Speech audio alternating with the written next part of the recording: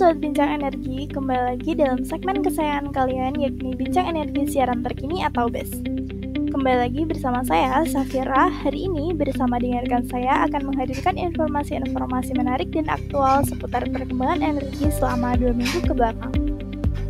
Halo Sobat Bincang Energi semua, saya Siva bersama Safira akan sharing seputar berita yang lagi happening banget nih soal energi dan lingkungan dari tanggal 18 hingga 31 Juli 2022.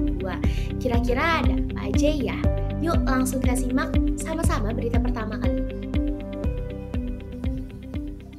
Berita pertama kali ini datang dari cnnindonesia.com di mana Schneider Electric yang merupakan perusahaan di bidang pengelolaan energi dan otomasi mempertegas komitmennya terhadap penerapan sustainability dengan menargetkan netralitas karbon atau emisi nol bersih pada 2025 di pabrik pintarnya Cikarang, Bekasi, Jawa Barat. Target tersebut diwujudkan dengan pemanfaatan 100% energi terbarukan sebagai sumber energi listrik di pabrik pintar Cikarang. Selain itu, Schneider juga menerapkan green supply chain seperti mengurangi air freight ratio di sektor logistik dan program 3R, reduce, reuse, dan recycle, di sektor kemasan produk hingga dapat mencapai zero waste dalam pengelolaan sampah. Dijelaskan langsung oleh Joko Sutopo yang merupakan Plan Director Schneider Electric Cikarang bahwa sejak 2017 pabrik Schneider Electric di Cikarang telah melakukan digitalisasi dengan menerapkan teknologi digital dan otomatisasi dengan solusi ekostrukturnya untuk produktivitas dan efisien operasionalnya. Pabrik Pintar Cikarang juga melakukan pelestarian keanekaragaman hayati di lingkungan pabrik, antara lain mengurangi pemakaian plastik sekali pakai, menghemat air, memperkuat dan melestarikan ekosistem lingkungan. Tidak hanya itu, pabrik Pintar Cikarang juga telah menerapkan energi terbarukan dengan PLTS yang menghasilkan hingga 228 MWh per tahun dan telah mengurangi emisi karbon hingga 181 ton CO2 per tahun atau setara dengan menanam 900 pohon per tahun. Wah, menarik sekali bukan berita pertama tadi Sobat Ben? Nah, berita selanjutnya datang dari Bali, di mana Gubernur Bali, Bapak Iwayan Koster mendorong pemakaian kendaraan bermotor listrik berbasis baterai atau KBLBB di Bali pada tahun ini. Target yang disasar adalah pegawai pemerintah hingga anak muda. Upaya itu menurutnya dilakukan untuk mendorong pemanfaatan energi listrik yang lebih ramah lingkungan di Bali. Pak Wayan lantas meminta agar agen pemegang merek atau APM mampu menciptakan desain kendaraan listrik yang berwajah Bali. Hal itu diharapkan dapat menarik minat warga Bali untuk perlahan berpindah dari mobil konvensional berbahan bakar minyak ke kendaraan listrik. Ia juga mengklaim bahwa wisatawan Eropa, Jepang, Korea, Amerika, dan negara lainnya banyak yang mengunjungi Bali meski diterjang pandemi virus corona. Hal itu menurutnya karena Pulau Dewata merupakan salah satu wilayah yang ramah lingkungan. Pada kesempatan yang sama, Bapak Wayan juga mengapresiasi 5 APM yang saat ini mulai mengoperasikan ekosistem kendaraan listrik di Bali. Ia juga mengucapkan terima kasih kepada Kementerian Perhubungan Republik Indonesia yang telah ikut mendorong percepatan penggunaan energi bersih di Indonesia. Nah, berita selanjutnya datang dari Menteri Energi dan Sumber Daya Mineral Arifin Tasrif yang mengatakan bahwa subsidi energi berpotensi tembus 1.000 triliun rupiah tahun ini. Arifin mengungkapkan proyeksi itu dihitung dengan skenario terburuk jika harga minyak mentah Indonesian Crude Price per ICP mencapai 200 US dollar per barrel. Terakhir, Kementerian ESDM menetapkan ICP naik dari 109,61 US dollar per barrel menjadi 117,62 US dollar per barrel pada Juni 2022. Tahun ini, Kementerian Keuangan menambahkan alokasi subsidi energi menjadi 502 triliun rupiah dengan asumsi ICP seharga 100 US dollar per barrel.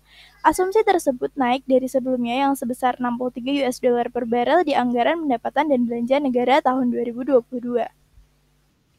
Jika mengikuti skenario Kementerian SDM dengan asumsi ICP yang akan tembus pada 200 US dollar per barelnya, maka subsidi energi berpotensi bengkak mencapai lebih dari 1.000 triliun rupiah. Namun, ia berharap bahwa proyeksi ini tak menjadi kenyataan. Oleh karena itu, pemerintah berupaya membatasi konsumsi BBM solar bersubsidi dan BBM penugasan seperti Pertalite. Salah satu cara yang ditempuh adalah dengan membatasi pembelian Pertalite dan solar bersubsidi melalui revisi peraturan pemerintah atau Perpres Nomor 191 tahun 2014 tentang penyediaan, pendistribusian, dan harga jual eceran bahan bakar minyak. Pak Arifin juga menargetkan bahwa revisi Perpres ini bisa selesai dalam waktu dekat. Dengan demikian, pembatasan pembelian Pertalite dan solar bersubsidi bisa diberlakukan pada Agustus 2022 mendatang. Masih dari Menteri Energi dan Sumber Daya Mineral, kali ini datang dari Proyek Ibu Kota Negara atau IKN nih. Kabar baiknya, Arifin Tasrif menyatakan bahwa pasokan listrik yang akan menerangi mega proyek Ibu Kota Negara Nusantara di Kabupaten Penajam Pasar Utara, Provinsi Kalimantan Timur, sebagian besar akan menggunakan energi baru dan terbarukan. Bahkan Arifin menyebut daya listrik EBT yang terpasang di IKN pada 2024 mencapai 130 MW. Direktur Jenderal Ketenagalistrikan Rida Maulana mengatakan pengembangan sumber energi listrik di IKN juga memanfaatkan area bekas tambang yang akan disulap menjadi areal pemasangan panel surya. Sebagai informasi, biaya pembangunan ibu kota baru diperkirakan mencapai Rp466 triliun dengan dana APBN kurang dari 20%. Penggunaan uang negara bisa secara langsung maupun dengan skema pengelolaan aset negara dengan mekanisme PNBP earmark. Sebelumnya, Bapak Presiden Jokowi menyebut bahwa IKN Nusantara akan menjadi kota net zero karbon yang menggunakan pasokan EBT hingga 100% dalam rencana usaha penyediaan tenaga listrik atau RUPTL pada tahun 2021 hingga tahun 2030. PLN memproyeksikan energi untuk IKN akan dipasok dari pembangkit listrik tenaga air atau PLTA. PLTA tersebut tersebar di Kalimantan Timur dan Kalimantan Utara. PLN mencatat ada 2 kecamatan di Kalimantan Timur yang punya potensi tenaga air dan bisa direkomendasikan menjadi kandidat proyek PLTA baru, yakni Tabang dan Longbangun. Tabang merupakan kecamatan di Kabupaten Kutai Kartanegara yang dilintasi aliran Sungai Belayan. Kawasan ini diperkirakan memiliki potensi air sebesar 240 MW, sedangkan Longbagun adalah kecamatan di Kabupaten Mahakam Ulu yang terletak di bagian hulu Sungai Mahakam. Kawasan ini diperkirakan memiliki potensi energi air sebesar 20 MW. PLN menyatakan bahwa potensi energi di kedua kecamatan tersebut masih memerlukan kajian yang lebih lanjut. Wah, Sobat Bincang Energi, nggak terasa nih kita sudah sampai di penghujung berita dalam segmen BES ke-33 kali ini. Kali ini, PT Pertamina Geothermal Energi PGE mendukung percepatan transisi energi berkelanjutan sebagai salah satu isu prioritas Presidensi G20 Indonesia. Dukungan tersebut diwujudkan PGE dengan menginisiasi proyek percontohan peningkatan kapasitas terpasang panas bumi melalui penerapan teknologi binary dengan membangun binary unit di Lahendong, Kota Tomohon, Sulawesi Utara untuk menghasilkan potensi tambahan kapasitas listrik hingga 25 MW. Direktur Utama PT Pertamina Geothermal Energi Ahmad Yuniarto dalam acara G20 Sustainable Finance for Climate Action di Nusa Dua Bali pekan lalu mengatakan bahwa perusahaan sebagai bagian dari subholding Pertamina Power and New Renewable Energy (PNRE) telah memiliki peta jalan pengembangan kapasitas terpasang di wilayah kerja panas bumi PGE hingga 5 tahun ke depan. Hal ini untuk mempersiapkan panas bumi sebagai base load energi baru terbarukan di Indonesia. Pak Ahmad juga menyebutkan ada 3 area di mana kemitraan bisa dilakukan, yakni co-generation, co-production, dan co-development. Pembangkitan bersama bisa dilakukan melalui optimasi uap air panas atau steam and brines to green power untuk menghasilkan listrik ramah lingkungan atau green electricity.